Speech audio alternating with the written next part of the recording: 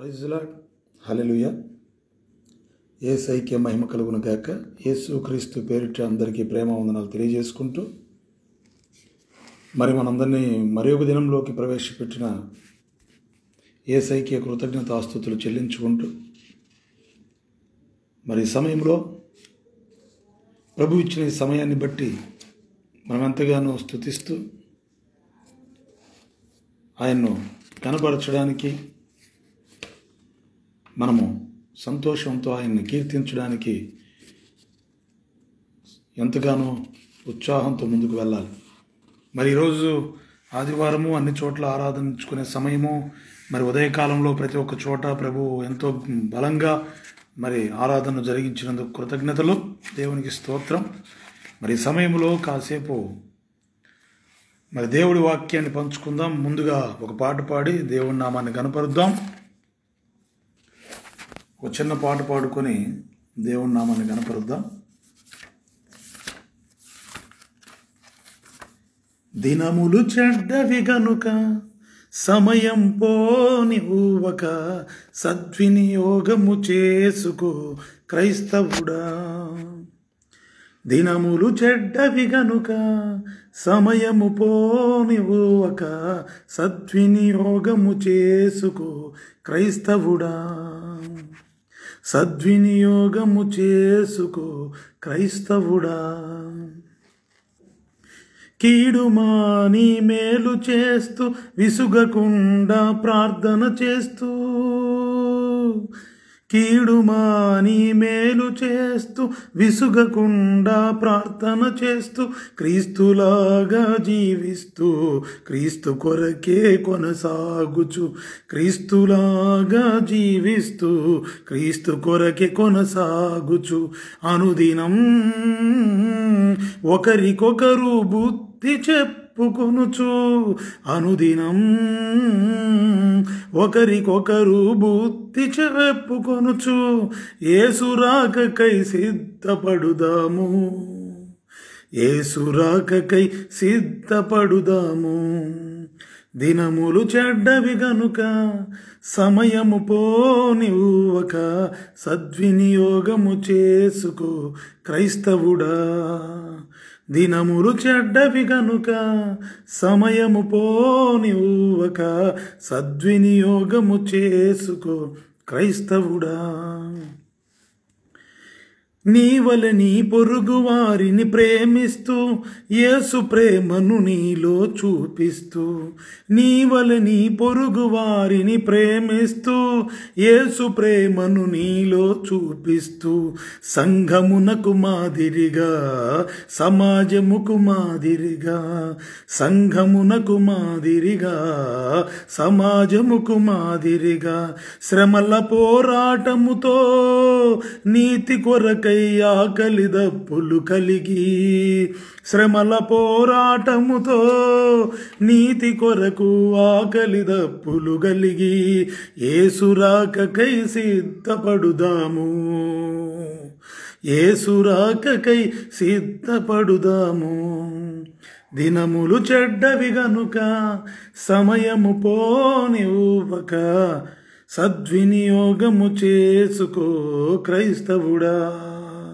దినములు చెడ్డవి గనుక సమయము పోని ఊవక సద్వినియోగము చేసుకో క్రైస్తవుడా. దేవునికి స్తోత్రం, హల్లెలూయా. ప్రభు నాతో రాయించిన పాటల్లో నుంచి ఒక పాటను మీతో పంచుకోవడానికి నేను ఎంతగానో సంతోషిస్తున్నాను పంచుకున్నందుకు.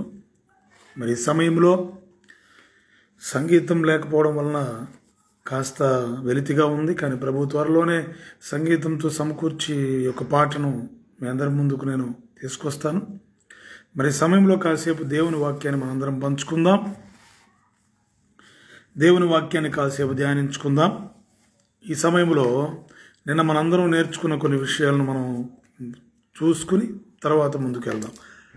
మనము నేర్చుకుంటున్న విషయం ద్రాక్ష తోటలో అంజూరపు చెట్టు. ద్రాక్ష తోటలో అంజూరపు చెట్టు కొత్త నిబంధనకు సాదృశ్యము ద్రాక్ష చెట్టు, పాత నిబంధనకు సాదృశ్యము అంజూరపు చెట్టు. లోక సంబంధమైన క్రియలకు సాదృశ్యము మరి ఈ యొక్క సమయంలో మరి ద్రాక్ష తోటలోకి అంజూరపు చెట్టు ఎలా వచ్చింది? మరి అంజూరపు చెట్టు అయినా సరే లోక సంబంధమైన క్రియలతో కూడి ఉన్నటువంటి ఆ స్వభావం కలిగినటువంటి మనల్ని ద్రాక్ష తోటలో క్రీస్తుతో పాటుగా అంటుకట్టబడ్డానికి, ఆ ద్రాక్ష తోటలో మనల్ని క్రీస్తు కొరకు సంపాదించుకుని ఆయన రక్తంతో మనల్ని కొని వాటితో అంటుకట్టబడిన ఇంకా లోక సంబంధమైన క్రియలు మనలో ఎక్కడివి అనే ఒక అంశం మీద మనం మాట్లాడుతూ కొన్ని లక్షణాల గురించి మనం మాట్లాడుకుంటూ నేను ఒక 3 లక్షణాలు మనం మాట్లాడుకున్నాం. ఒక 3 విషయాలను నిన్న నేర్చుకున్నాము. ఏంటి అంటే అది ఒకటి తృప్తిగా బ్రతకలేని జీవితం, రెండవది ప్రార్థన జీవితంలో స్వనీతి చూపించడం, మూడవది ఎదుటివారికి చెప్పడమే తప్ప మనం అందులో బ్రతకాలనే ఒక ఆలోచన లేకపోవడం. ఈ 3 లక్షణాలు ఎంతమందిలో ఉన్నాయో చెక్ చేసుకోవాల్సిన అవసరం ఉందని నిన్న మనం నేర్చుకున్న విషయాలు పరిశుద్ధాత్మదేవుడు మనకు నేర్పించాడు. మరి ఈరోజు మరొక 3 అంశాలను మనం నేర్చుకోవడానికి ఇష్టపడదాం. ఈ సమయంలో మరి చిన్న ప్రార్థన చేసుకుని ఈ కార్యక్రమం ఈ యొక్క వాక్య ధ్యానంలో ముందుకెళ్దాం. ప్రేమస్వరూపి యేసయ్య నీకు స్తోత్రమునైనా, సర్వశక్తిమంతుడవు సజీవుడవైన దేవా, ఈ సమయంలో ప్రభువా మీరు మాతో మాట్లాడండి, మా హృదయాలను వెలిగించండి. మీ వాక్యం వినగలిగిన చెవులను, ఆత్మ కన్నులను తెరవజేసి ప్రభువా నీ వాక్యమును సత్యమును విని సర్వసత్యంలోకి మేము నడిచే అనుభవంలోకి మమ్మల్ని నడిపించి, అనుభవంలోకి మమ్మల్ని ముందుకు నడిపించమని మీ కృపతో నింపి, పరిశుద్ధాత్మతో నింపి ముందుకు నడిపించమని యేసు నామములో అడుగుచున్నాము తండ్రి, ఆమెన్. మరి ఈ సమయంలో ఇంకొక 3 విషయాలను మనం ఈరోజు నేర్చుకుందాం. నిన్న నేర్చుకున్న విషయాల్లో మరి ఒక 3 విషయాలను మనం నిన్న నేర్చుకున్నాము. ఒకటి తృప్తిగా బ్రతకలేనటువంటి జీవితం, రెండవది ప్రార్థనలో స్వనీతి, అంటే నేను బాగా ప్రార్థన చేస్తాను, నా ఇంట్లో వాళ్ళు చేయకపోయినా పర్లేదు అనేటువంటి ఒక స్వనీతి, మూడవదిగా వాక్యం ఎదుటివారికి చెప్పడానే కానీ మేము బ్రతకాల్సిన అవసరం లేదనే ఒక విషయం. ఈ లక్షణాలు ఎవరిలో ఉన్నాయో చెక్ చేసుకోమని నిన్న మనం మాట్లాడుకున్నాం. ఈరోజు 4వదిగా పరిశుద్ధతలో ఒక భాగమైన విషయాలను నా సొంత విషయాలుగా నిర్ణయం తీసుకుంటాను. బాగా వినాలి. పరిశుద్ధతలో ఒక భాగమైన విషయాలను నా సొంత నిర్ణయంగా తీసుకుంటాను. ప్రియ సహోదరులారా, ఈరోజు చాలామందిలో ఉన్నటువంటి కొన్ని విషయాలను గమనిస్తే వాక్య భాగం ఏదైతే ఖండితముగా ఇది చెయ్యకూడదు, ఇలా ఉండే లక్షణాలు ఉండకూడదు అనే వాక్య భాగంలో నుంచి చాలా క్లుప్తంగా ప్రభువు వివరించి చూపిస్తున్నా సరే చాలామంది జీవితాల్లో ఆ లక్షణాన్ని విడిచిపెట్టలేక అది వారు తమ సొంత నిర్ణయంగా, తమ సొంత ఆలోచనగా, వారి జీవితంలో అదొక అలవాటుగా, ఇది మా సొంత విషయం, దీన్ని మేము విడిచిపెట్టినా పర్లేదు, విడిచిపెట్టకపోయినా పర్లేదనే ఎంతోమంది వాదించేవారు మన మధ్యలో చాలామంది కనపడుతుంటారు. సంఘాల్లో ఎంతోమంది ఈ విధంగా ఉంటారు. ఒక చిన్న విషయం చూద్దాం. ఒక పరిశుద్ధతలో ఒక భాగమైనటువంటి కొన్ని విషయాలను మనం గమనిస్తే నిర్గమకాండం 33వ అధ్యాయము 5వ వచనాన్ని మనం గమనించినట్లయితే ఇక్కడ ప్రభు చాలా కొన్ని స్పష్టమైనటువంటి విషయాలను మనకు నేర్పించడానికి ఇష్టపడతా ఉన్నాడు. మనం వాక్యాన్ని నేర్చుకుందాం. చదువుకోవడం వేరు, నేర్చుకోవడం వేరు, వినడం వేరు. కనుక కొన్ని విషయాలను ఈరోజు మనము నేర్చుకోవడానికి ఇష్టపడదాం. 33వ అధ్యాయము మరి 5వ వచనాన్ని మనం గమనించినట్లయితే ఇక్కడ మోషేతో ప్రభు అంటున్నాడు, కాగా యెహోవా మోషేతో ఇట్లనెను, నీవు ఇజ్రాయేలుతో మీరు లోబడనొల్లని ప్రజలు, ఒక క్షణమాత్రము నేను మీ నడుమునకు వచ్చితినా, మిమ్మల్ని నిర్మూలము చేయదును గనుక మిమ్మల్ని ఏమి చేయవలనో అది నాకు తెలియనట్లు మీ ఆభరణములను మీ మీద నుండి తీసివేయుడి అని చెప్పుమనెను. కాబట్టి ఇజ్రాయేల్లో హోరేబు కొండ యొద్ద తమ ఆభరణములను తీసివేసిరి. దేవుని స్తోత్రం, హల్లెలూయా. అయితే ప్రియ సహోదరులారా, ఇక్కడ మనం గమనించినట్లయితే ఒక చిన్న విషయాన్ని మనం గమనిద్దాం. పరిశుద్ధతలో భాగమైన కొన్ని విషయాలు ఏంటయ్యా అంటే, బంగారు ఆభరణాలు పెట్టుకున్నటియు, జడలు అల్లుకున్నటియు, వెలగల వస్త్రములు ధరించటియు, ఇవి పరిశుద్ధులకు తగదని చెప్పి వాక్యం చెప్తూ ఉంటే చాలామంది ఏం చేస్తున్నారు అంటే వాటిని తమ సొంత నిర్ణయాలుగా తీసుకొని ఇది మా సొంత నిర్ణయము, తీసివేసుకోవడం ఇవన్నీ మా సొంత నిర్ణయాలు అని చెప్పి వాదనకు దిగుతూ ఉంటారు. జాగ్రత్తగా పరిశీలించాలి. వెండి బంగారం ఏది కూడా నిన్ను రక్షించలేదు. ప్రియ సహోదరుడా, వీటి కోసం ఇవి సంపాదించాలనే లోకంలో ఉన్నప్పుడు కుటుంబంలో నెమ్మది లేక, ప్రశాంతత లేక, ఎదుటివారిని ప్రేమించలేక, ఉన్న దాంట్లో తృప్తిగా బ్రతకలేక, మనం చెప్పుకున్నట్లుగా ఎన్నో తిప్పలు పడి లోకంలో ప్రశాంతత లేక, మనశ్శాంతి లేక బ్రతికిన మనమల్ని వెండి బంగారం వంటి క్షయమైన వస్తువుల చేత మీరు విమోచించబడలేదు. కానీ అంటే అవి ఇవ్వడం వలనో లేకపోతే వాటి వలనో అవి మిమ్మల్ని రక్షించలేదు. కానీ నిర్దోషమైనటువంటి యేసు క్రీస్తు యొక్క గొర్రెపిల్ల అయినటువంటి యేసు క్రీస్తు యొక్క రక్తం ద్వారా మీరు విమోచించబడితిరి. నిజానికి ఒక మాట చెప్పాలంటే ఇవి ధరించవచ్చు అంటే ఇవి ధరించవచ్చు అని ఎక్కడన్నా వాక్యంలో ఉందా? పోనీ వాటిని ధరించుకోవడం వల్ల ఏదన్నా మేలు కలుగుతుందా అనుకుంటే ఒక్క మాటలో చెప్పాలంటే మా ఇరుగు పొరుగు వారికి ఏమనుకుంటారు, నా కుటుంబ సభ్యుల్లో మేమందరము కలిసినప్పుడు నా తోబుట్టువులు ఏమనుకుంటారు, నా అక్క చెల్లెళ్ళు ఏమనుకుంటారు, నా బంధువులు ఏమనుకుంటారు, నా ఇరుగు పొరుగు వారు ఏమనుకుంటారని కేవలము ఒక హెచ్చింపుతనాన్ని చూపించుకోవడం కోసం మాకు కూడా బంగారు ఆభరణాలు, బంగారు ఉంది, వెలగల వస్త్రాలు ఉన్నాయి, మేము కూడా ఏ విషయంలో తీసిపోము అని ఎదుటివారికి ఆడంబరంగా డంబాలకు పోయి చూయించుకోవడానికి తప్ప దేనికైనా ఉపయోగం ఉందా అని ఒకసారి ఆలోచిస్తే యాకోబు రాసిన పత్రికలో ఒక మాట ప్రభు మనకు వివరిస్తూ ఉన్నాడు. అసలు చాలామందికి వాక్య భాగంలో చదవడానికి ఒకవేళ అవకాశం ఉండదేమో, దాన్ని దాటేస్తూ ఉంటారేమో. ఇదిగో ధనవంతులారా, మీ మీదికి వచ్చడి ఉపద్రవములను గూర్చి 5వ అధ్యాయం 1వ వచనం అండి. ఇదిగో ధనవంతులారా, మీ మీదికి వచ్చడి ఉపద్రవములను గూర్చి ప్రలాపించి ఏడువుడి. మీ ధనము చెడిపోయినో, మీ వస్త్రములు చిమ్మెట్లు కొట్టువాయనో, మీ బంగారమును మీ వెండి తుప్పు పట్టినవి, వాటి తుప్పు మీ మీద సాక్ష్యముగా ఉండే అగ్నివలే మీ శరీరమును తినివేయునో. జాగ్రత్తగా పరిశీలించాలి. ఎంతో విలువైనటువంటి యేసు క్రీస్తు యొక్క రక్తంతో మనము కడగబడ్డాం. మనల్ని రక్షించింది క్షయమైనటువంటి వస్తువులు కాదు, అక్షయమైనటువంటి అక్షయుడకు అద్వితీయ దేవుడు ఈ లోకానికి సశరీరుడిగా వచ్చి మన పాపములన్నీ కల్వరి శిలువలో ఆయన మోసి మన పాపములన్నింటికి పరిహారము చెల్లించి మనకు బదులుగా ఆయన మరణించి చివరి రక్తపు బొట్టు వరకు చిందించి ఆయన మనల్ని ఆ రక్తం ద్వారా విమోచించాడు. కాబట్టి ఇందులో మరి మనం ఆలోచించవలసిన విషయం ఏమిటంటే, నీవు ఈ లోక సంబంధమైనటువంటి ఆడంబరాల మీద కానీ, ఈ లోక సంబంధమైనటువంటి డంబాల మీద కానీ ఇతరులు నన్ను చూసి ఒకవేళ వీరికి ఏమీ లేదేమో అనుకుంటారేమో, ఒకవేళ వీరు అంటే బీదవారుగా కనిపిస్తున్నారు అనుకుంటారో, లేకపోతే 10 మందిలో చేరినప్పుడు వారు మమ్మల్ని తక్కువ వారిగా చూస్తారనే ఒక ఆలోచనతోటి, అలాంటి ఆలోచన ఇంకా మనసులో పెట్టుకొని ఇవన్నీ ధరించడానికి ఇష్టపడుతున్నాము అంటే ఇది పరిశుద్ధతలో ఒక భాగమని వీటిని ధరించకూడదు. ఇంకొక చోట చూపిస్తాను. ఎందుకంటే యాకోబు చెప్పడం అనే కాదు, ఇలా ధరించుకోవడం వల్ల అవి మీ శరీరం మీద ఉండి అవి తుప్పు సాక్ష్యం చెప్తుందంట. ఎందుకంటే వాటిని పెట్టుకోవడం వల్ల అచ్చేపడి మెళ్ళో చిన్న ఎగ్జాంపుల్ చెప్తాను. మెళ్ళో బంగారు ఆభరణాలు కానీ ఇలాంటివి ధరించిన వాళ్ళు వాటిని బట్టి ఎంత అతిశయిస్తారో కొంతమందిని గమనిస్తే తెలియచ్చు. అద్దం ముందు నిలబడి పొద్దున లేయగానే వారి ముఖాన్ని వాళ్ళు అద్దంలో చూసుకొని ఆ ఆభరణాలను చూసుకుంటూ మురిసిపోతారు. ఎప్పుడు వాటిని కూర్చొని చింతే. చాలామంది వాటి వల్ల దొంగతనాలకు గురయ్యి మరణానికి లోనైపోయిన వాళ్ళు ఉన్నారు. వాటిని దొంగిలించిపోయి వీళ్ళని హత్య చేసిన వాళ్ళు ఉన్నారు.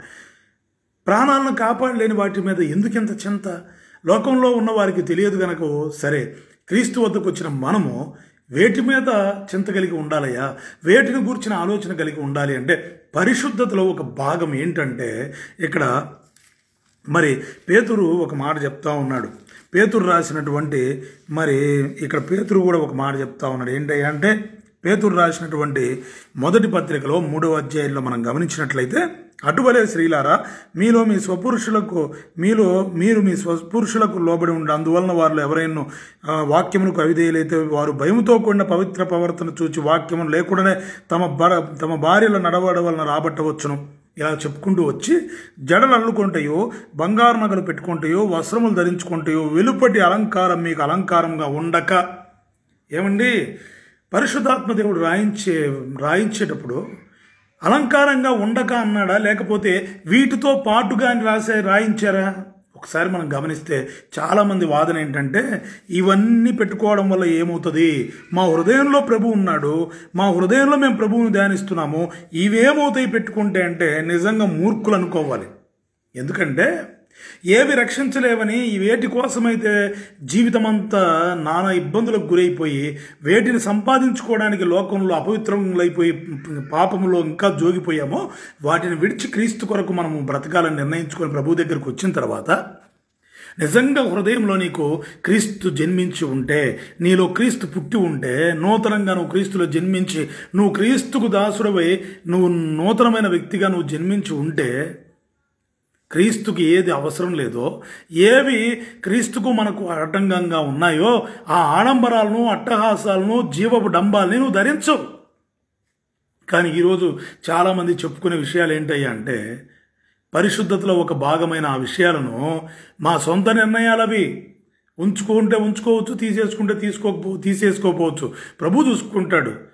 కాస్త మూర్ఖంగా మాట్లాడినట్టుగా లేదవన్నీ, కాస్త ఆలోచించాలి. ఇక్కడ వాక్యము ప్రభు రాయించి పెట్టాడు. యాకోబును ఒకసారి గమనిస్తే యాకోబు జీవితంలో జరిగిందేమిటి? ఎంత ఇబ్బంది పడ్డారు. ప్రభువు చివరికి పిల్లలంతా కూడా హత్య చేసే వాళ్ళు అయిపోయారు. ఎన్నో ఇబ్బందులు ఏంటయ్యా అంటే, వాళ్ళ వెంట ఉన్నటువంటి వారు తెచ్చుకున్న అనేకమైనటువంటి శాపగ్రస్తమైన విషయాలన్నీ కూడా, శాపగ్రస్తమైన వస్తువులన్నీ వాళ్ళకి ఆ తెప్పలు తెచ్చిపెట్టాయి. ఈరోజు మన జీవితాల్లో కూడా విగ్రహంగా వేటిని పెట్టుకున్నాం? రాహేలు యాకోబును ప్రేమించింది, ఎంతగానో ప్రేమించింది. మరి అంతగా ప్రేమించి నీ దేవుడే నా దేవుడు, జీవం కలిగిన దేవుడు మీ దేవుడు అని చెప్పి ఒప్పుకున్న ఆమె తనను రక్షించలేనటువంటి తండ్రి పూజించే విగ్రహాలను వెంట పెట్టుకుని ఉంచుకుంది మూర్ఖంగా. ఒకసారి ఆలోచించాలి. ఈరోజు క్రైస్తవులమైన మనం విగ్రహాలను, హృదయంలో ఎన్ని విగ్రహాలను పెట్టుకొని పూజిస్తూ ఉన్నాము? కుటుంబాన్ని ఒక విగ్రహంగా పెట్టుకోవాలి లేదా? పిల్లలను ఒక విగ్రహంగా పెట్టుకుంటా లేరా? భార్యను భర్త విగ్రహంగా పెట్టుకుంటూ లేరా? తల్లిదండ్రులను విగ్రహంగా పెట్టుకున్న వాళ్ళు లేరా? ఈరోజు భర్త దగ్గరికి కాపురానికి వచ్చి కూడా, వివాహం చేసుకుని కాపురానికి వచ్చి భర్తతో కాపురం చేయాల్సింది పోగొట్టి, తల్లిదండ్రులు పుట్టింటి ప్రేమను వదులుకోలేక, పుట్టింట్లో ఉన్నటువంటి ఆ ఆడంబరాలను, అట్టహాసాలను చంపుకోలేక భర్తతో గొడవలు పడి 4 రోజులకి పుట్టింటికి వెళ్ళిపోయిన భార్యలు లేరా? ఆలోచించాలి ప్రియ సహోదరులారా. హృదయాల్లో విగ్రహాలను పెట్టుకొని, వెండి బంగారనే విగ్రహాలని, వేటి మీద నీకు ప్రాణం ఉందో, ఏవి కావాలని లోకంలో ఉన్న వాటిని నువ్వు ఆశిస్తున్నావో అవన్నీ నీకు విగ్రహాలే. యేసు క్రీస్తుకు నీకు నడుమన ఆయన వద్దకు చేరకుండా నీకు అడ్డుపడుతున్నాయి ఆ విగ్రహాలు. అవి సంపాదించుకోవడానికి మరలా నువ్వు నీ యొక్క వ్యసనాలు, ఎదుటివారిని చూసి నువ్వు మోసపోతూ ఆ వ్యసనాలకు లోనైపోయి పరిశుద్ధతలో ఒక భాగమైనటువంటి ప్రభువు చెప్పిన మాటల్ని నీకు అనుకూలంగా మార్చుకునే బోధకు నువ్వు తిరుగుతున్నావు. నిజం కాదా ఇవన్నీ? ఆలోచించాలి ప్రియ సహోదరులారా. ఎక్కడున్నాం మనము? మన జీవితాలు ఎక్కడున్నాయి? పేతురు గారు చెప్తా ఉన్నారు ఇక్కడ క్లియర్గా. అమ్మ, జడలనుకోవద్దనే పరిశుద్ధతలో ఒక భాగం. రోజు ఒక జడేసుకో. జడల బర్రెలాగా చాలామంది అల్లుకుంటారు. జడల బర్రెల్లాగా పైనుంచి ఈ తల మొత్తం అల్లికలు సన్న జడలేస్తారు. జడల బర్రెల కంటే దారుణం. ఇలాంటివి వేయొద్దు అంటున్నాడు. చాలామంది వాదిస్తారు జడలు వేసుకోకూడదా అని. పిచ్చి. ఎందుకంటే వాళ్ళకు తెలియదు, వాక్యం సరిగ్గా అర్థం కాదు, వాక్యంలోకి లోతుకు వెళ్ళరు. గమనించాలి ప్రియులారా. ఎక్కువ బయట వారిని ఆకర్షించేటువంటి వేషధారణ పనికిరాదు. ఒక జడ వేసుకునే విషయంలో రోజు ఒకలాగే ఉండు. ఎందుకు నువ్వు అనవసరంగా రోజు ఒక జడేస్తావు? అంటే ఇతరులను ఆకర్షించాలని కాదా? ఒక ఇంట్లో భర్తకు నచ్చాలి, బయట వారికి కాదు కదా. చాలామంది కుటుంబాల్లో గమనిస్తూ ఉంటే చాలా విషయాలు నిజంగా బాధ అనిపిస్తుంది. తల్లిదండ్రులకు నచ్చాలి, బయట వారికి కాదు కదా. నువ్వు నల్లగా ఉన్నావో, తెల్లగా ఉన్నావో, ఎలా ఉన్నావో నీ తల్లిదండ్రులు నేను మెచ్చుకుంటే చాలు. నీకెందుకు లేని పెయింటింగ్లు, లేని మేకప్లని వేసుకొని, ఎందుకు శరీరాన్ని నాశనం చేసుకొని, జీవితాన్ని నాశనం చేసుకొని, అనవసరమైనటువంటి వ్యర్థమైన దేవతలలాగా ఎందుకు జీవించాలి? నీ భర్త కదా నిన్ను మెచ్చుకోవాలి. ఎలా ఉన్న భర్త మెచ్చుకుంటాడు కదా. ఎందుకు అనవసరమైనటువంటి ప్యాకప్లు వేసి చివరికి శరీరాన్ని నాశనం చేసుకొని చర్మ వ్యాధులు డాక్టర్ల చుట్టూ తిరుగుతారు? ఇవన్నీ క్రైస్తవంలోకి తగునా? దేవుడు నీకంటూ ఒక రూపాన్ని ఇచ్చాడు. ఎంతో ప్రేమించి నువ్వు ఇలాగే ఉండాలని ఆయన ఇష్టపడి నిన్ను చేసుకున్నాడు. మరి నువ్వెందుకు నీ జీవితాన్ని, నీ ముఖాన్ని దేవుడు ఇష్టపడి నిన్ను చేసి ఈ భూమి మీద నిన్ను ఉంచితే దేవుడిచ్చినటువంటి ఆ అందం కూడా నచ్చక నువ్వు దానికి ఎక్స్ట్రాలు ఏదో వేయాలనుకుంటున్నావంటే నువ్వు పరిశుద్ధత నీకు ఎక్కడుందో నువ్వు ఒక్కసారి ఆలోచించాలి. ప్రియ సహోదరుడా, పరిశుద్ధత ఒక భాగమో కాదు నీ జీవితంలో. మనల్ని పరిశుద్ధపరచుటే దేవుడి చిత్తం. మనల్ని పరిశుద్ధంగా ఉండడానికే దేవుడి చిత్తమై ఉంది. మనం పరిశుద్ధులుగా అవ్వడానికే ప్రభువు మనల్ని పిలిచాడు. అటువంటిది ఈరోజు పరిశుద్ధతలో ఒక భాగం, చాలా భాగాలైన విషయాలను తమ సొంత నిర్ణయాలుగా తీసుకొని ఎన్నో కుటుంబాల్లో సంతోషము, ప్రశాంతత లేకుండా ఉంది. ఇంకా లోక సంబంధమైన క్రియలు కుటుంబాల్లో క్రియ చేస్తూ ఉంటే అంజూరపు చెట్టు యొక్క లక్షణాలు ఇంకా లోక సంబంధమైన క్రియల ద్వారా ఎదుటివారిని మెప్పించాలని, ఎదుటివారికి అందంగా కనిపించాలని లేని వాటి కోసం ఆరాటపడి రక్షించలేని వాటిని పోగు చేసుకోవడానికి చివరికి రక్షణను వదిలేసేటువంటి జీవితాలు ఎన్నో. జాగ్రత్తగా పరిశీలించాలి ప్రియ సహోదరులారా. మరి ఇక్కడ మనము పేతురు గారు చెప్పారు సరే, ఇక్కడ తిమోతి గారు కూడా మన పౌలు గారు కూడా ఏం చెప్పారో ఒకసారి ఆలోచిద్దాం. అది కూడా ఆలోచిద్దాం. 2-3 సాక్షులు ఉంటే కానీ మనకి పరిశుద్ధాత్మ దేవుడు చెప్పే విషయాలు అర్థం కాదు. తెస్సలోనికీయులకు రాసిన పత్రికలో, తిమోతికి రాసిన 1వ పత్రికలో ఇక్కడ ప్రభు అంటాడు, 2వ అధ్యాయంలో పౌలు గారు చెప్తా ఉన్నారు, దైవభక్తి కలవారమని చెప్పుకుని స్త్రీలకు తగినట్టుగా సత్క్రియల చేత తమ్మును తాము అలంకరించుకొనవలెను. ఏ క్రియలండి? సత్క్రియలు. సత్క్రియలు. ప్రభువు చెప్పిన వాక్యమును ధరించుకొని స్త్రీ అందంగా కనిపించాలి. హృదయ ఆత్మ సంబంధమైన అలంకరణలు ఉన్నాయి. భర్తకు లోబడ్డం, భర్తకు లోబడే విషయంలో అసలు ఉన్నామా? భార్యను ప్రేమించే విషయంలో పురుషుడైనా స్త్రీ అయినా దేవుడు చెప్పినటువంటి వాక్యమునకు లోబడి జీవించడం, అలంకరింపబడ్డం. పరిశుద్ధాత్మ దేవుడు నీకు బోధిస్తున్నప్పుడు దానికి లోబడి సేవకుడు నీకు చెప్తున్న విషయాలను నువ్వు అంగీకరించి వాక్యమునకు విధేయుడవై క్రీస్తుకు లోబడి ఆ వాక్యంలో నువ్వు బ్రతకడం ద్వారా నువ్వు అలంకరించబడతావు. పరిశుద్ధాత్మ దేవుడు నిన్ను అలంకరించేటప్పుడు నువ్వు అలంకరణకు లోబడాలి. ఎస్తేరును హేగే అలంకరిస్తూ ఉన్నాడు. నపుంసకుడైన హేగే ఎస్తేరును అలంకరిస్తూ ఉన్నప్పుడు అనేక మంది వాళ్ళ ఇష్టానుసారమైన అలంకరణలు చేసుకున్నారు. చాలా మేకప్లు వేసుకుని రాజు దగ్గరికి వెళ్ళడానికి ఇష్టపడ్డారు. కానీ ఎస్తేర్ అయితే హేగే అప్పచెప్పేసింది, అయ్యా నువ్వు ఎలా చేస్తావో అలంకరణ, నాకు నీ ఇష్టం వచ్చినట్టు చెయ్యి. అలా ఎప్పుడైతే అతనికి అప్పచెప్పేసిందో, రాజుకి ఏది ఇష్టమో, కొన్ని సంవత్సరాల పాటు రాజు దగ్గర పనిచేసే వ్యక్తి కనుక రాజుకి ఎలా ఉంటే ఇష్టమో ఆ విధంగా ఎస్తేరును అలంకరించి పంపించాడు. దేవుడు రాజు హృదయాన్ని తెరిచి ఎస్తేరును మెచ్చుకునేలాగా, భార్యగా చేసుకునేలాగా ప్రభు అక్కడ కన్నులు తెరిచాడు, కార్యం జరిగించాడు. ఈరోజు నువ్వెవరికి అప్పగించుకుంటున్నావు? జాగ్రత్తగా ఆలోచించాలి. నువ్వు సత్క్రియల చేత భర్తకు లోబడాలనే ప్రభు చెప్పిన మాటకు విధేయురాలవై నీ భర్తను ప్రతి విషయంలో నువ్వు లోబడి నీ భర్తకు ఒక మంచి సహకారిగా నువ్వు జీవిస్తున్నావా? కుటుంబంలో నీ భార్య నువ్వు ప్రేమిస్తూ ప్రతి విషయంలో కూడా తోటి సహాయరాలని చెప్పి బలహీనమైన ఘటమని ఎంచి నీ భార్యను నువ్వు ప్రేమిస్తున్నావా? ఏ విషయంలో మనం కరెక్ట్గా ఉన్నామో ఆలోచించుకోవాలి ప్రియ సహోదరులారా. ఇక్కడ తిమోతికి రాసిన పత్రికలో కూడా పౌలు అంటాడు, తగుమాత్రపు వస్త్రముల చేతనే కానీ జడలతోనైనో బంగారంతోనో ముత్యములతో మిగుల వెలవగల వస్త్రములతోనైనో అలంకరించుకొనక. పరిశుద్ధాత్మ దేవుడు అందరితో ఒకే రకంగా మాట్లాడతాడు. నీతో ఒకలాగా, నాతో ఒకలాగా, ఇంకొకరితో ఒకలాగా. ఇది కాదు. దేవుడు మనస్సు అనేది పరిశుద్ధాత్మ దేవుడు మనస్సు బైబిల్, ఆ పరిశుద్ధ గ్రంథంలో నుంచి, వాక్యంలో నుంచి ఆయన ఏదో మనతో ఖండితంగా చెప్పాలనుకుంటాడు, ఆయన భాషలో మనతో మాట్లాడాలనుకుంటాడు. అది సూటిగా ఉంటుంది. దాన్ని కరెక్ట్గా అర్థం చేసుకోవాలి. అనుకూలంగా మనం తీసుకుంటే ఫెయిల్ అయిపోతాం. కాబట్టి ప్రియ సహోదరులారా, కాబట్టి పరిశుద్ధతలో ఒక భాగమైన విషయాలను సొంత నిర్ణయాలుగా తీసుకోకూడదు.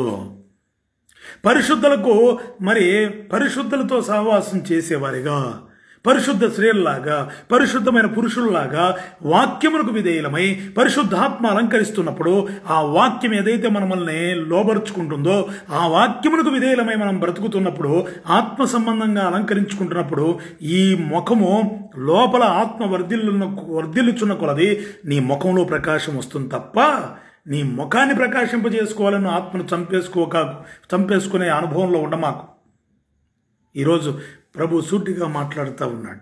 కాబట్టి ఎన్నో విషయాలు ఉన్నాయి మాట్లాడుకోవడానికి, కానీ ఆ కొన్ని విషయాలు మాత్రమే నేను పరిగణలోనికి తీసుకుంటున్నాను. కాబట్టి వస్త్రం ధరించే విషయాల్లో అయినా, జడలు వేసుకునే విషయాల్లో అయినా, పురుషులైతే వారి వస్త్రాలు ధరించుకునే విషయాల్లో అయినా చాలామంది ఉన్నారు. షార్ట్లు వేసుకొని రోడ్ల వెంబడి తిరుగుతున్నారు మన క్రైస్తవుల్లో. దున్నపోతులు పెరిగినట్టు పెరుగుతారు. నేను అనుకుంటాను చాలామందిని గమనించి, ఇదేంటయ్యా ఇలా ఉన్నారు, తొడలు కనిపించుకుంటూ ఏంటిది ఫ్యాషన్ షోనా? చాలామందిని గమనిస్తూ ఉంటే నిక్కర్లు వేసుకొని రోడ్ల వెంబడి తిరుగుతూ ఉన్నారు ఈ మధ్య. అసలు ఇదేం విడ్డూరం అనిపిస్తూ ఉంది. క్రైస్తవుల్లో ఇలాంటి రోగం పుట్టుకోవడం, ఇలాంటి అవమానాలకు దారి తీసే విషయాలే కదా ఇవన్నీ. ప్రతి విషయంలో పరిశుద్ధత కనిపించాలి. పరిశుద్ధతలో ఒక భాగం ప్రతి విషయం కూడా ప్రభు ఇక్కడ వస్త్రాలు ధరించే విషయంలో, మరి నువ్వు ఏ విషయంలో అయినా ఎదుటి వారికి ఒక మాదిరికరంగా కనిపించాలి. కాబట్టి పరిశుద్ధతలో ఒక భాగమైన విషయాలను నీకు ప్రభువు నేను గద్దించి చెప్పినప్పుడు నువ్వు లోబడి వాటిని సరి చేసుకోవడానికి ప్రయత్నించాలి. అంతేకాని ఇది నా సొంత విషయం, నేను వేసుకొని తిరుగుతాను, నేను ఎలాగైనా ఉంటానంటే మాత్రం, నువ్వు పరిశుద్ధ స్త్రీల వలె ఉండాలంటే వాటిని ధరించుకోనకుండా ఆత్మాలంకరణలు ధరించుకో. పరిశుద్ధ స్త్రీలు పురుషుల వలె నువ్వు ఉండాలి అంటే ప్రభువు చెప్పిన వాక్య ప్రకారం నువ్వు బ్రతుకు.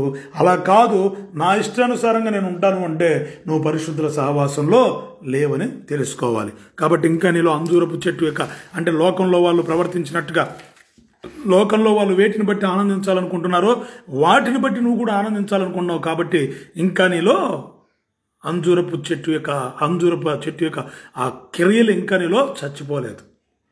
లోక సంబంధమైన క్రియలు ఇంకా నీలో ఉన్నాయి, వాటిని తీసేసుకోవడానికి ప్రయత్నం చేయాలి. రెండవది, తర్వాత 5వ విషయాన్ని మనం ఆలోచిద్దాం. ఎదుటి వారికి తీర్పు తీర్చుటకు నేను ఎప్పుడూ సిద్ధంగా ఉంటాను, కానీ అలా తీర్పు తీర్చే ముందు ఏ విషయాల్లో నేను తీర్పు తీరుస్తున్నానో అలా నేను బ్రతుకలేను. బాగా ఆలోచించాలి, బాగా వినాలి. ఎదుటి వారికి తీర్పు తీర్చుటకు నేను ఎప్పుడూ సిద్ధంగా ఉంటాను, కానీ అలా తీర్పు తీర్చే ముందు ఏ విషయాల్లో నేను తీర్పు తీరుస్తున్నానో అలా నేను బ్రతుకలేను. జాగ్రత్తగా పరిశీలించాలి. చాలామందిని గమనిస్తూ ఉంటే ప్రతి ఒక్కరిని తీర్పు తీరుస్తూ ఉంటారు. అతను అలా ఉన్నాడు, ఇతను ఇలా ఉన్నాడు, ఆ పరిచర్య ఎలా ఉంది, ఈ పరిచర్య ఇలా ఉంది, అది ఇది అని ప్రతి ఒక్కరిని ఏదో ఒకటి ప్రతి విషయంలో కూడా చాలామంది తీర్పులు తీర్చడం బాగా అలవాటు. అయితే కొన్ని విషయాల్లో తీర్పు తీర్చాల్సిన విషయం కొన్ని ఉంటాయి. అందుకే పౌలు అంటాడు, మీ సంఘంలో 2 సహోదరులు ఏదైనా ఒక గొడవ పడ్డప్పుడు, ఒక చిన్న ఏదన్నా ఇద్దరి మధ్యన ఘర్షణ జరిగినప్పుడు వాళ్ళిద్దరికి బుద్ధి చెప్పి తీర్పు తీర్చగలిగిన సామర్థ్యం కలిగిన వాడు ఎవరూ లేరా? ఇలాంటి మాటలు మనం బైబిల్లో వింటాం. దేవదూతలకు మనం తీర్పు తీర్చవలసిన వారమై ఉండగా సహోదరులకు బుద్ధి చెప్పగలిగిన వాడు మీలో ఎవరు లేడా? పరిశీలించాలి ప్రియ సహోదరులారా.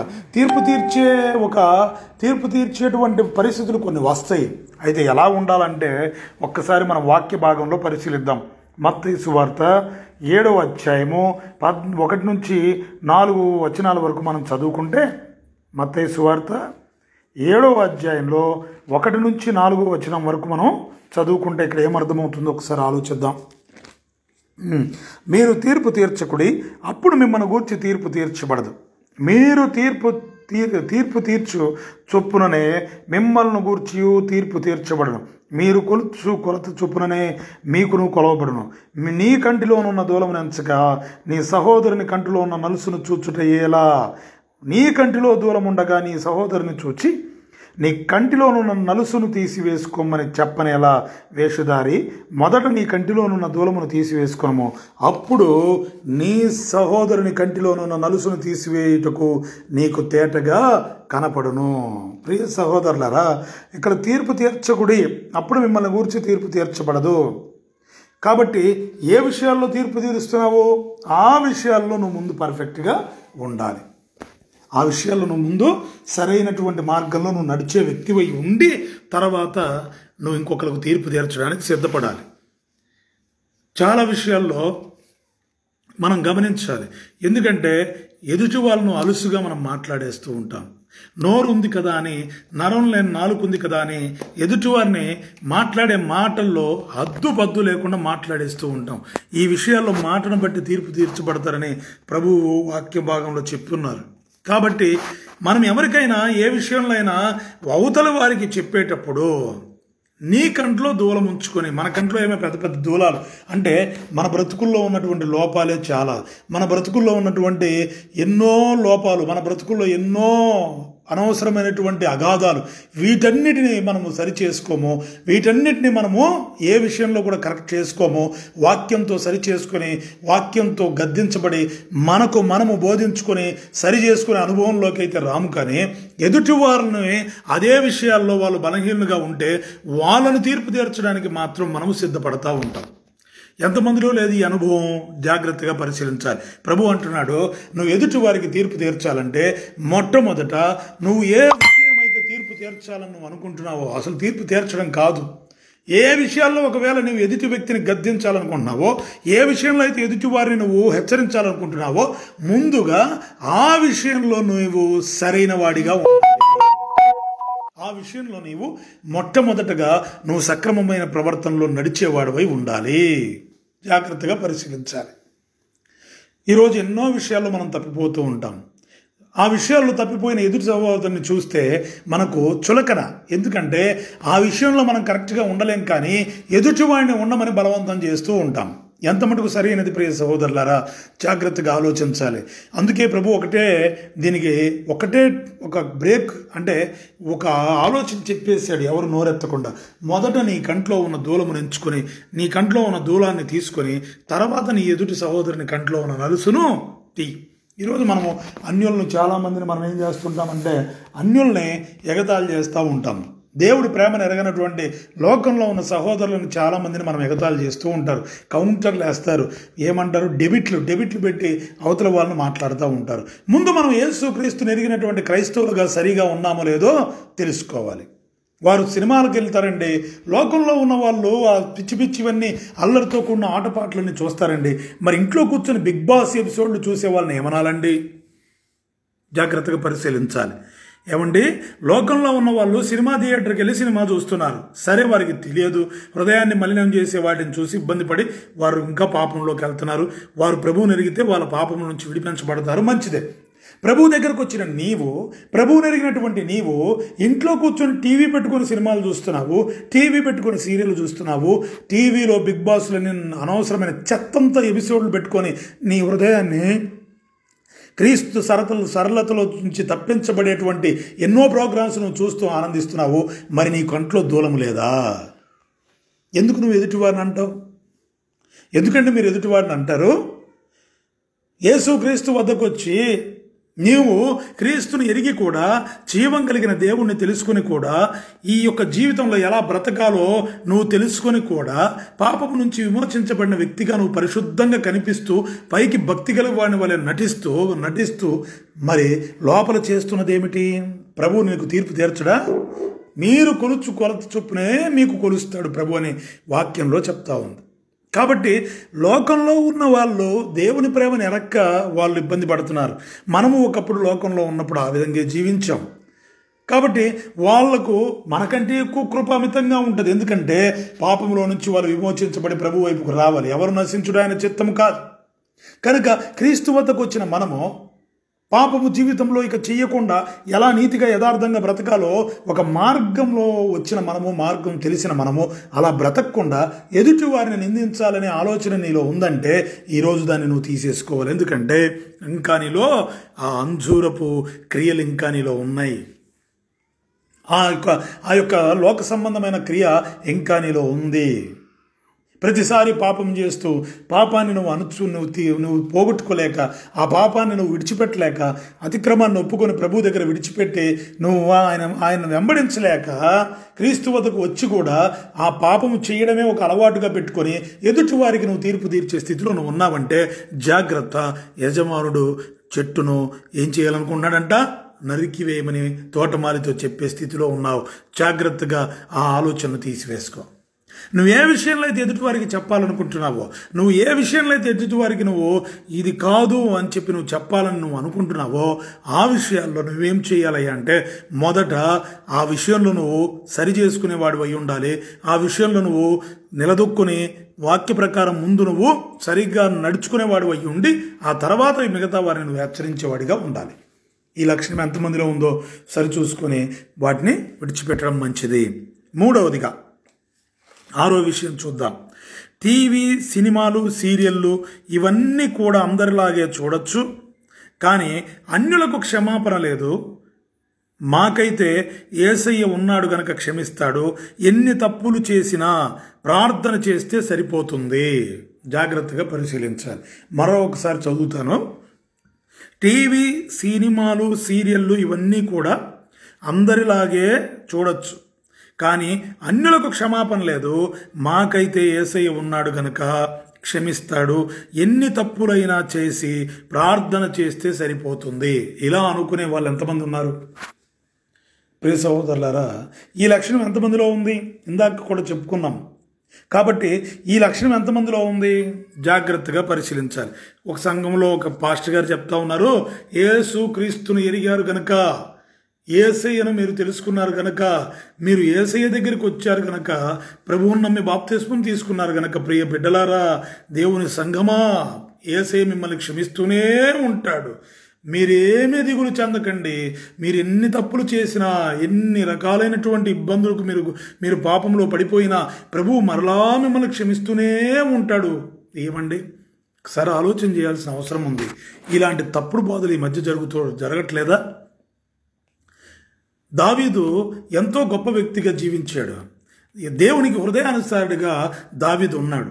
అటువంటి వ్యక్తి ఒక చిన్న పొరపాటు తన జీవితంలో క్షణిక ఆవేశానికి లోనై ఒక పాపానికి చోటిస్తే దేవుడు అతనికి ఎంత పెద్ద శిక్ష విధించాడో మనం బాగా తెలుసు కదా.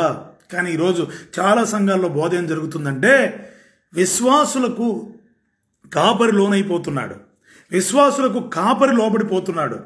విశ్వాసులకు ఈ కాపరి ఏమవుతున్నాడంటే, కాపరి గొర్రెలను కాయాల్సింది పోయి గొర్రెల కాపరిని కాసే పరిస్థితికి వచ్చాయి. అనేక సంఘాల్లో జరుగుతున్న పరిస్థితులు ఇవి. జాగ్రత్తగా పరిశీలన చేసుకోవాలి. ఎక్కడున్నాం మనము?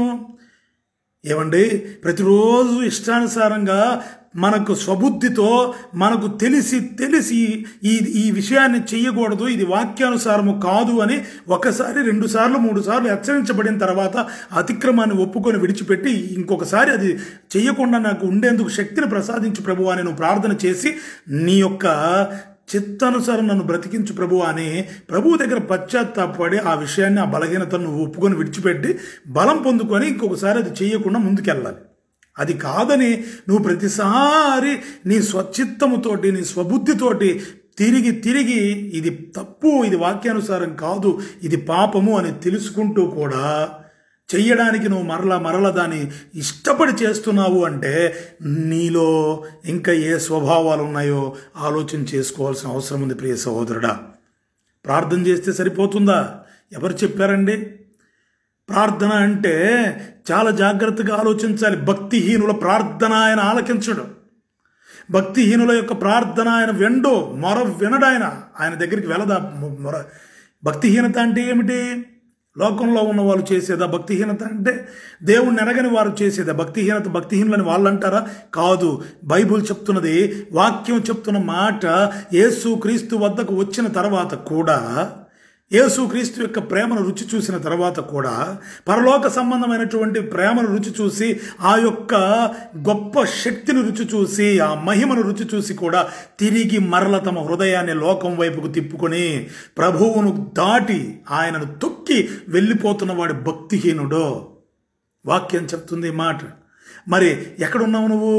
పరిశీలన చేసుకోవాలి. ప్రతిరోజు పాపం చేస్తూ, ఇష్టానుసారంగా లోక సంబంధంగా ఇష్టానుసారంగా జీవిస్తూ, నీవు బ్రతకడానికి లోకంలో అనేకుల్ని నాశనం చేస్తూ, ఇష్టానుసారంగా జీవించి సాయంత్రం పూట ఒక 10 నిమిషాలు మోకాళ్ళు వేసి ప్రార్థన చేసి ప్రభువా క్షమించంటే నువ్వు చేసిన నీ పొరపాట్లన్నీ ప్రభు క్షమించేస్తాడా?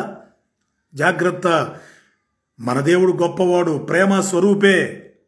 అదే సమయంలో ఆయన తన స్వజనులను కూడా న్యాయము తీర్చడంలో గొప్ప దేవుడు. ఆయన వదిలిపెట్టేవాడు కాదు.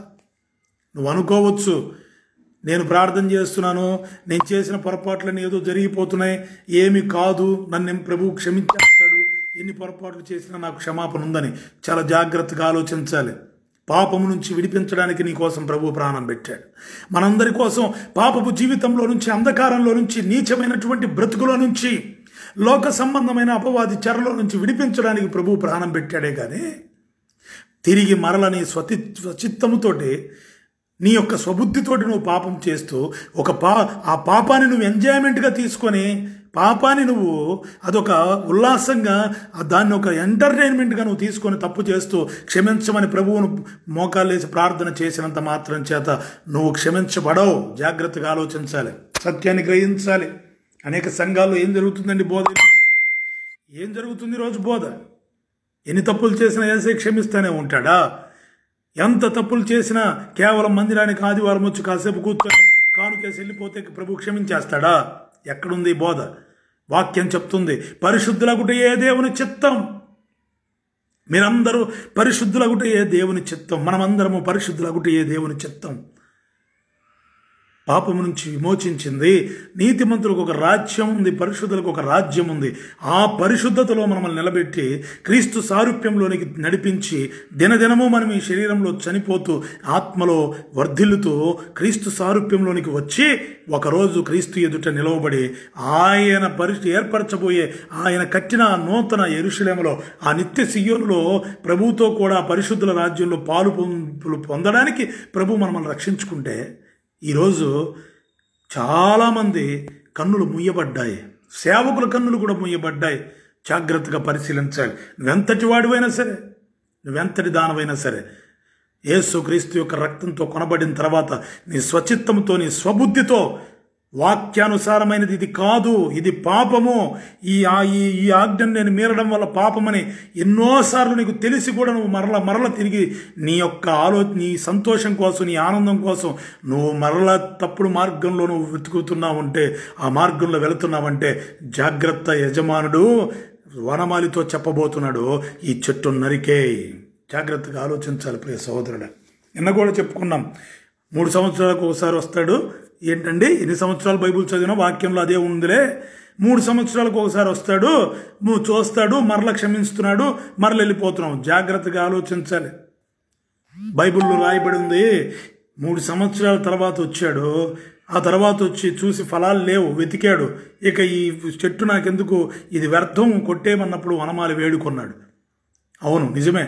కానీ అలా అని చెప్పి ఏ సంవత్సరానికి ఆ సంవత్సరం నీ ఇష్టం వచ్చినట్టు జీవించేసి నీ ఇష్టానుసారమైన బ్రతికి నీలో ఉన్నటువంటి పాత జీవితాన్ని వదిలిపెట్టకుండా, చంపుకోకుండా, క్రీస్తుతో పాటు నువ్వు సిరివేయకుండా, నీ ప్రాచీన స్వభావం విడిచిపెట్టకుండా ఆ పాత తిత్తుల్లో కొత్త ద్రాక్షారసం పొయ్యాలని ప్రవర్తించావో, నువ్వు ప్రయత్నించావో పిగిలిపోతాయి. జాగ్రత్త.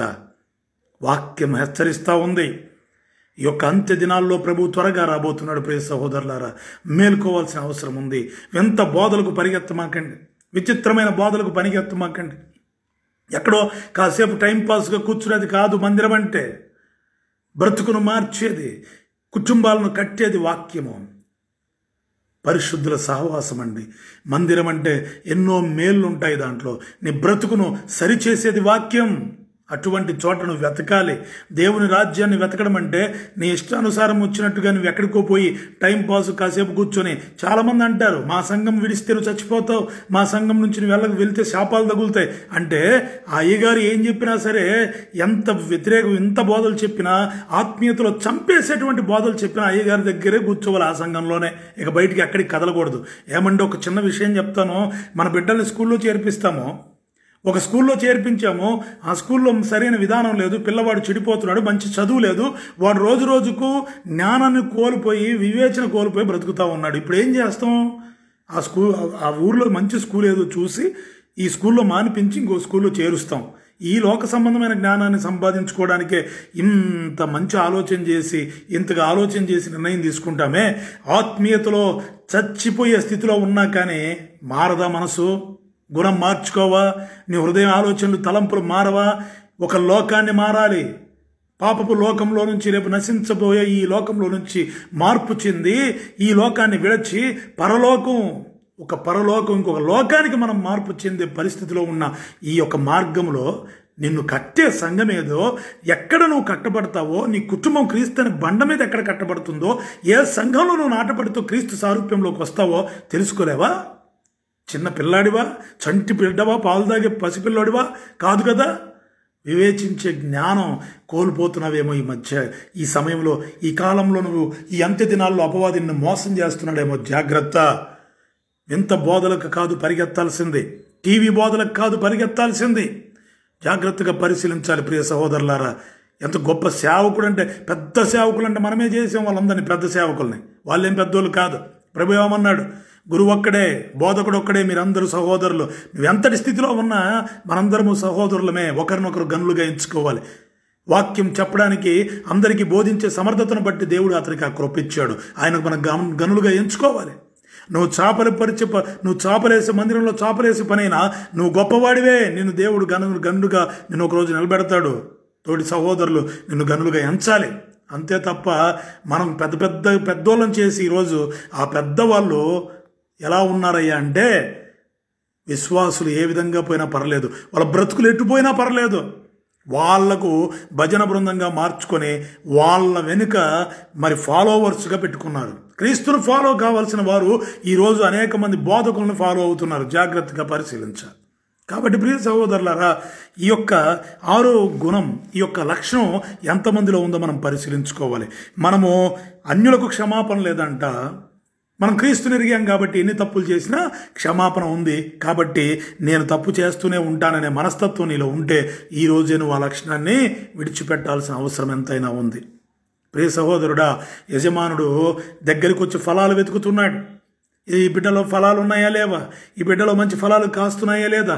ఇదిగో వెతుకుతున్నాను. ఈ బిడ్డలో ప్రేమ లేదు, సంతోషం లేదు, సమాధానం లేదు, దీర్ఘశాంతం లేదు, దయాలుత్వం లేదు, అసలు ఆత్మఫలం అనేది ఈ బిడ్డలో లేదు. దీనికి వ్యతిరేకమైనటువంటి ఉన్నాయి. ఎన్ని సంవత్సరాల నుంచి కాపరితో నేను చెప్పిస్తున్నా, ఎన్నో సంవత్సరాల నుంచి నేను మాట్లాడుతున్నా, ఎన్నో సంవత్సరాల నుంచి ఈ బిడ్డను నేను బోధిస్తున్నా, అయ్యో ఈ చెట్టులో ఫలం లేదే. కాబట్టి ఇంకెందుకు ఈ భూమి వ్యర్థమవుతుంది? ఈ సంఘంలో ఈ యొక్క మొలక, ఈ యొక్క వేరు, ఈ యొక్క ద్రాక్షవల్లిలో ఈ యొక్క తీగ సరిగా లేదే. దీనివల్ల మిగతా తీగలు కూడా చెడిపోతున్నాయి. ఈ యొక్క తీగల వల్ల మిగతా వాళ్ళు కూడా అణిచివేయబడతా ఉన్నారు. వారు కూడా వీరు చెప్పే అభాండాలకు, వీరు వేసే అనవసరమైన నిందలకు, వీరు చెప్పే చాడీలకి మిగతా వాళ్ళు కూడా చెడిపోతున్నారని ప్రభువు దర్శిస్తాడు ఒకరోజు. ఆ రోజు ఏం చేస్తాడంటే, ఈ తీగలను పీకి పారవేసి బయటేస్తే తగలబెట్టేస్తారు. జాగ్రత్తగా పరిశీలించాలి. ఎందుకు రోగాలు, ఎందుకు కుదరని రోగాలు, ఎందుకు కుటుంబంలో తల్లిదండ్రులకు పిల్లలకు సమాధానం లేక, పెళ్ళిళ్ళైనా ఒకరితో ఒకరు కలిసి ఉండలేక ఎంతోమంది విడిపోయి ఎవరి సంపాదనలో పిచ్చిలో పడిపోయి చివరకు ఎంతో నీచమైనటువంటి బ్రతుకులు ఈరోజు సమాజంలో, మన సంఘాల్లో ఎంతోమందిని మనం గమనించవచ్చు. ఇలాంటి జీవితాలు ఎందుకు? తిన్నకాడికి తిన్నా ప్రశాంతముగా, మరి కీర్తనల్లో ప్రభువు చెప్తాడు కదా, నీ చేతుల కష్టార్జితము నిశ్చయంగా నువ్వు అనుభవించదువో. నీ బల్ల చుట్టూ నీ పిల్లలు ఒలివల ముక్కల వలె ఉంటారు. నీ భార్య లోగిట ఫలించు ద్రాక్ష వలె ఉంటుంది. నువ్వు ఆశ్చర్యించబడిన వాడు అయితే అట్లా ఉండాలి. అలా ఉండే వాళ్ళని చూసి నువ్వు ఓర్చుకోలేవు, నువ్వు అలా ఉండలేవు. ఆ విధంగా ఉండాలని ప్రభువును కోరుకోవు, నువ్వు ప్రార్థన చెయ్యవు. కేవలం నీ మనస్సు, నీ హృదయము పాపపు భోగ ఆశలతో పెనవేసుకొని చివరికి క్రీస్తు రక్షణ కోల్పోయి క్రీస్తునే వద్దనుకొని లోకంలో బ్రతుకుతూ కేవలం వేషధారణ భక్తి చేస్తూ మందిరానికి వస్తున్నావు. జాగ్రత్త. నువ్వు ఏ స్థితిలో ఉన్నావో పరిశీలించుకోవాలి. కాబట్టి కేవలము అన్యుల క్షమాపణ లేదనే పొజిషన్లో మనం లేము. వారు క్రీస్తుని ఎరిగి ప్రభు వద్దకు వస్తే వారికి క్షమాపణ ఉంది. కానీ యేసు క్రీస్తుని ఎరిగిన తర్వాత కూడా నీ ఇష్టానుసారమైన జీవితాన్ని నువ్వు ప్రవర్తించాలనుకుంటే మాత్రం యజమానుడు నరికివేయమని చెప్తాడు. జాగ్రత్త. అలాంటి స్థితి నీలో ఉంటే, ఈరోజు ఆ లక్షణం నీలో ఉంటే, కేవలం ప్రార్థన చేస్తే సరిపోద్ది, ఎలా ఉన్నా పర్లేదు అనుకుంటే కుదరదు. క్రిస్మస్ వచ్చినప్పుడు మాత్రమే నేను ఏదో బైబిల్ పట్టుకొని వస్తానంటే కుదరదు. నువ్వు క్రిస్మస్ క్రైస్తవుల్లాగా, లేకపోతే ఆదివారం క్రైస్తవుల్లాగా, లేకపోతే గుడ్ ఫ్రైడే క్రైస్తవుల్లాగా బ్రతకడానికి కాదు క్రీస్తు మనల్ని రక్షించుకుంది. మన క్రియల చేత క్రీస్తును పోలి నడుచుకునే మన క్రియల చేత క్రీస్తును మనలో చూపిస్తూ అనేకులకు మాదిరికరంగా బ్రతకడానికి మనం ప్రభువు చేత పిలువబడ్డాం, ఆయన సహవాసానికి పిలువబడ్డాం. కాబట్టి ప్రియ సహోదరులారా, ఏ విధంగా మనం ఉండాలో ఆలోచన చేసుకుందామా? మొట్టమొదటి రోజు 3 అంశాలను మనం నేర్చుకున్నాం. ఈ 3 లక్షణాలను తీసేసుకోవాలని ఒక ఆలోచనతో మనం నేర్చుకున్నాం. ఎవరిలో ఉన్నాయి? మొదటి రోజు నిన్నటి దినమున మనం మాట్లాడుకున్నాం. 1, తృప్తిగా బ్రతకలేని జీవితం. ఎదుటి వారిని చూసి ఓర్వలేని జీవితాలు ఎంతమందిలో ఉన్నాయో, నీ ఎదుటి వారికి ఉన్నది ఆశించి నీ జీవితాన్ని, నీ కుటుంబాన్ని పాడు చేసుకున్నావేమో, ఆ లక్షణాన్ని చంపేసుకో. రెండవదిగా, నేను మాత్రమే ప్రార్థన చేస్తాను, నా కుటుంబంలో ఉన్న వాళ్ళు మందిరానికి రాకపోయినా పర్లేదు, ప్రార్థన చేయకపోయినా పర్లేదు, ప్రభువు నా ప్రార్థన వింటాడని ఒక స్వనీతి, ఆ యొక్క స్వనీతిని నువ్వు చంపేసుకోవాలి. ఆ లక్షణాన్ని నువ్వు విడిచిపెట్టాలి. మూడవదిగా, ఎదుటివారికి మాత్రమే వాక్యం నేను చెప్తాను, నేను బ్రతకను, ఎందుకంటే నేను గొప్పవాడినో నేను గొప్పదాన్నో, మా ఇష్టమనే పద్ధతి ఉంటే చాలా రాంగ్ రూట్లో వెళ్తున్నావు. నువ్వు ఎంతటి వారమైనా సరే నువ్వు వాక్యం చెప్పడం కాదు, అందులో నువ్వు బ్రతకాలి. నాలుగవదిగా, ఈరోజు మనం మాట్లాడుకున్న విషయం, పరిశుద్ధతలో ఒక భాగమైనటువంటి విషయాలను సొంత నిర్ణయాలుగా తీసుకొనకూడదు. ఈ లక్షణం మీరు ఎంతమందిలో ఉందో ఆలోచించుకోవాలి. ధరించే వస్త్రాల్లో కానీ, పెట్టుకునే ఆభరణాల విషయంలో కానీ, పరిశుద్ధతలో ఒక భాగం ప్రభువు వద్దు అన్న విషయాల్ని నువ్వు నీ సొంత నిర్ణయాలుగా తీసుకుని వాటిని ధరించుకోవడానికి నువ్వు ఇష్టపడుతున్నావంటే, నువ్వు లోకస్తులకు నువ్వు ఒక వేడుకగా కనిపించడానికో, ఎదుటి వారికి ఆకర్షణీయంగా ఉండడానికి నువ్వు ప్రభువునే వద్దనుకొని వెళ్తున్నావు. కాబట్టి జాగ్రత్త, ఈ లక్షణాన్ని నీలో నుంచి తీసేసుకోవడానికి ప్రయత్నం చేయి, ప్రభువును వేడుకో. తర్వాత 5వ విషయం, ఎదుటి వారికి తీర్పు తీర్చే విషయంలో, ఏ విషయంలో నువ్వు తీర్పు తీర్చాలనుకుంటున్నావో ముందు ఆ విషయంలో నువ్వు సరైన వ్యక్తిగా నువ్వు ముందు వ్యవహరించాలి. ప్రభువు వద్ద నువ్వు పశ్చాత్తాపడి నీలో ఉన్నటువంటి ఆ వ్యతిరేకతలను తీసేసుకొని ఎదుటి వారికి నువ్వు తీర్పు తీర్చాలి. నీ కంట్లో దూలాలను తీసేసుకొని ఎదుటి వారి కంట్లో నువ్వు నలుసును వెతకాలి. కాబట్టి సంఘంలో ఉన్నవారినైనా సరే, లోకంలో ఉన్న వారికైనా సరే, నువ్వు తీర్పు తీర్చాలి అంటే తీర్పు తీర్చే విషయంలో నువ్వు మొదట సరిగా ఉండాలి.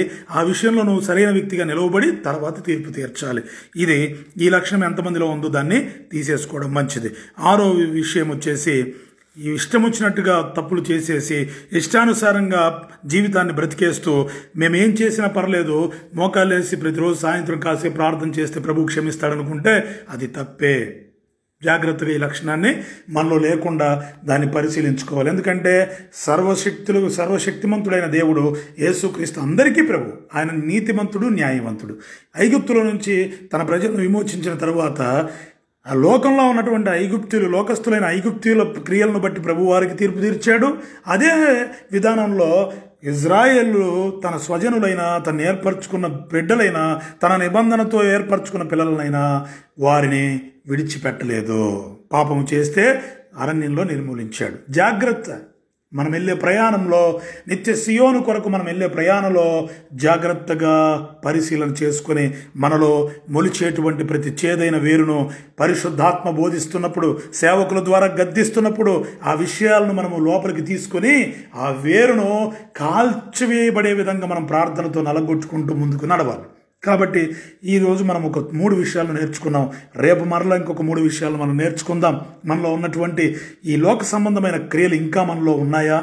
మరి ఈ అంజూరపు చెట్టు యొక్క క్రియలు ద్రాక్ష తోటతో అంటుకట్టబడి, ద్రాక్ష చెట్టుతో అంటుకట్టబడి కూడా ఇంకా లోక సంబంధమైన ప్రాచీన స్వభావం మనలో ఉండడానికి ఇష్టపడుతున్నామా, వాటిని విడిచిపెట్టామా లేదా అనేది తెలుసుకోవడానికి, మనలో అలాంటి లక్షణాలు ఉన్నాయో లేదో మనం చెక్ చేసుకోవడానికి మనము పరిశుద్ధాత్మ దేవుడు మనకు నేర్పిస్తున్న విషయాలను మనం నేర్చుకుందాం.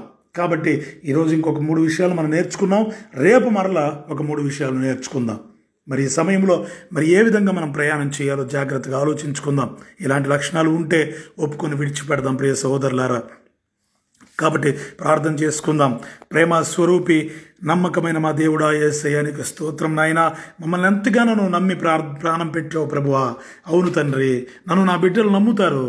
వారి పాపముల్లోంచి విమోచించగలిగిన వాడిని నేనేని, నేను నా బిడ్డల కోసం ప్రాణం పెట్టాను కదా. నా బిడ్డలు నమ్మి నా వైపుకు వచ్చి నా ప్రేమను అనేకులకు కనబరుస్తారు అని చెప్పి మీరు మా కోసం ప్రాణం పెట్టారు ప్రభువా. మరి మీ వైపుకు వచ్చి కూడా మీ యొక్క నామాన్ని మేము ఒప్పుకున్నాము, మిమ్మల్ని సొంత రక్షకుడిగా అంగీకరించామని చెప్పుకుని కూడా ఇంకా మా ప్రాచీన స్వభావం మేము వదులుకోలేదేమో. మాలో ఉన్న క్రియలను ప్రభువా ఈరోజు మీరు తేటతెల్లం చేశారు నాయన. ఇదిగో తండ్రి, పరిశుద్ధతలో ఒక భాగమైన విషయాలను, అనేక విషయాలను, అలంకరించుకునే విషయంలో అయినా, వస్త్రాల విషయంలో అయినా, ప్రతి విషయంలో మీరు చెప్పినటువంటి అనేక అంశాలను ప్రభువా మేము నెరవేర్చలేకపోతున్నామేమో, తిరిగి మరలా వాటిని చేస్తూ లోకం ఇష్టపడే విధంగా మేము ఉన్నామేమో, ఆ విషయం నాలో ఉంటే నాయనా, ఇదిగో నాలో మా అందరిలో ఉంటే ఆ విషయాన్ని, ఆ చేదైన వేరుని కాల్చివేయమని వేడుకుంటున్నాం. అదేవిధంగా ప్రభువా, ఎదుటివారికి తీర్పు తీర్చడానికి నేను ఇష్టపడుతూ ఆ విషయంలో నేను తప్పిపోతూ ఎదుటివారికి తీర్పు తీరుస్తున్నానేమో, ఇలాంటి లక్షణం మాలో ఉంటే క్షమించండి, ఆ విషయాన్ని మాలోంచి తీసివేయమని వేడుకుంటున్నాం. ఇదిగోనైనా నీకు మాకు అడ్డంగా ఉన్నటువంటి ఈ యొక్క తీర్పు తీర్చేటువంటి లక్షణం మాలో నుంచి తీసివేయి ప్రభువా. మొదట మేము నీ వాక్యానుసారంగా బ్రతకడం మాకు నేర్పించి, తర్వాత ఎదుటివారికి మేము చెప్పేవారిగా మమ్మల్ని తీర్చిదిద్దండి. మూడవదిగా ప్రభువా, మేము పాపము ఇష్టం వచ్చినట్టుగా పాపమును మేము అనుభవిస్తూ, పాపము చేయడానికి మేము బాగా సంతోషిస్తూ అదొక అలవాటుగా మార్చుకొని మేము ప్రార్థనలో నేను మెప్పించేవారిగా ఉండాలని కోరుకున్నామేమో, మేము ఆ విధమైనటువంటి భక్తిలో బ్రతకాలని కోరుకున్నామేమో, అలాంటి లక్షణం ఉంటే మాలోంచి తీసివేయి ప్రభువా. ఇదిగోనైనా అనేక అంశాల ద్వారా మాతో మాట్లాడావు. నిన్నటి దినమున ఈ రోజున మాతో మాట్లాడావు ప్రభువా. ఇదిగో ఈ సమయంలో మీ వాక్యం ద్వారా మా హృదయాలను తెరిచినందుకు మీకు స్తోత్రం. మీ యొక్క నాయన వాక్యమును మా హృదయాల్లో విత్తారు నాయన. దుష్టుడు ఎత్తుకొని పోకుండా కంచి వేయండి. విన్న ప్రతి బిడ్డలో హృదయాల్లో నాయన నీరు కట్టి ఫలింపజేసి, వాక్యమును ఫలింపజేసి మీలో నిలిచి బహుగా ఫలించి అనేకులకు ఆహారమయ్యే జీవాహారం అందించే బిడ్డలుగా తయారు చేయమని, అటువంటి కృపను ఇదిగో లైవ్లో వింటున్న ప్రతి బిడ్డని, ఆడియో లైవ్లో వింటున్న ప్రతి కుటుంబాన్ని మెండైన ఆశీర్వాదాలతో నింపి, పరసంబంధమైన ఆశీర్వాదాలతో బిడ్డలను సమృద్ధిగా నింపి, పిండి పిసుకు తొట్టే నూనె ఎక్కడ కొదువు కాకుండా ప్రభువా అనేకులకు మాదిరికరంగా కుటుంబాలను నడిపించమని నీ గాయపడిన హస్తాలకు అప్పగించుకుంటూ, ఇదిగో ఈ సమయంలో ప్రభువా, ఈ సమయాన్ని, ఈ కాలమును మాకు ఇచ్చినందుకు కృతజ్ఞతాస్తుతులు మీకే చెల్లించుకుంటూ, సమస్త మహిమ ఘనత ప్రభావాలు మీకే చెల్లించుకుంటూ, మీకు నచ్చే విధంగా మేము బ్రతికినట్లుగా మా జీవితాలను మీకు అంకితం చేస్తూ, మీ చిత్తమే మా పట్ల నెరవేరునుగాక అని మేము నాయనా మౌనముగా మా జీవితాలను మీకు అప్పగిస్తూ, యేసు క్రీస్తు నామంలో ఈ ప్రార్థనను అడిగి వేడుకొని జవాబును పొందుకొని ఉన్నామని నమ్మి విశ్వసిస్తున్నాం మా పరమ తండ్రి. ఆమెన్. ప్రియ సహోదరులారా, ఈ ఆడియో లైవ్లో వింటున్న ప్రతి సహోదరునికి యేసు క్రీస్తు పేరిట ప్రేమ వందనాలు తెలియజేసుకుంటూ, ఇదిగో ప్రార్థించండి. కొన్ని అంశాలు మేము ముందుంచుతున్నాను. మొదటిగా మా సహోదరులు పాస్టర్ శాంతవర్ధన్ కృపాధ్వని అపోస్తలిక్ ప్రార్థన, ఆ యొక్క ప్రార్థనలో ముందుకు కొనసాగడానికి ఈ యొక్క సహవాసంలో మందిర నిర్మాణం కొరకు ప్రార్థించండి. ఎందుకంటే చాలా అవరోధాలు ఎదురవుతున్నాయి. చాలా సాతాను అపవాది అనేది వాడి యొక్క కుతంత్రాలను ఎన్నో విధాలుగా వాడు చూపించడానికి చూస్తున్నాడు. కానీ ప్రభు కృపను బట్టి వాటన్నిటినీ త్రొక్కుకుంటూ ముందుకు వెళ్ళడానికి ప్రభు తగిన బలాన్ని ఇస్తున్నారు. త్వరగా మందిర నిర్మాణానికి పూర్తి కావాలని ప్రార్థించండి. ఎందుకంటే సంఘం ఒక చోట చేరి, ఈ లోకంలో ఎన్నో వ్యతిరేకతలు ఉన్నాయి. నిన్న కూడా మనం మాట్లాడుకున్నాం, ఎన్నో వ్యతిరేకతలు ఉన్నాయి. కాబట్టి సంఘం ప్రశాంతంగా ఒక చోట కూర్చొని దేవుణ్ణి ఆరాధించడానికి ఆ యొక్క మందిర నిర్మాణము త్వరగా పూర్తి అవ్వాలని ప్రార్థించండి. రేపు నెలలో పునాది వేయబోచుండగా ప్రతి ఒక్క అవసరం క్రీస్తు మహిమలో తీర్చబడాలని ప్రార్థించండి. అదేవిధంగా అనేక చోట్ల కావల్లో కూడా మందిరం ఉంది. అక్కడ కూడా కొంతమంది సంఘము నడుస్తుంది. అక్కడ కూడా ఇంకా అనేక ఆత్మలు రక్షించబడాలి. ముఖ్యంగా ఆత్మల రక్షణ కొరకు భారం కలిగి ముందుకెళ్లే పనిలో బలంగా ప్రభు పక్షాన మేము నిలవబడి ముందుకు నడవడానికి ప్రార్థించండి. సహోదరుని యొక్క కుటుంబం ఇంకా బలంగా ఎంతగానో దేవునికి సమర్పించుకొని సేవ చేస్తున్నటువంటి కుటుంబం గనక ఆ సహోదరుని పక్షంగా ఇంకా బలంగా దేవుడు బలమైన కార్యాలు జరిగించి అనేక ఆత్మలు మందిరంలోకి నడిపించులాగున, దేవుని వైపుకు నడిపించులాగున, వారి శక్తితో నింపబడి అనేక ప్రాంతాల్లో వాడబడలాగున ప్రార్థించండి.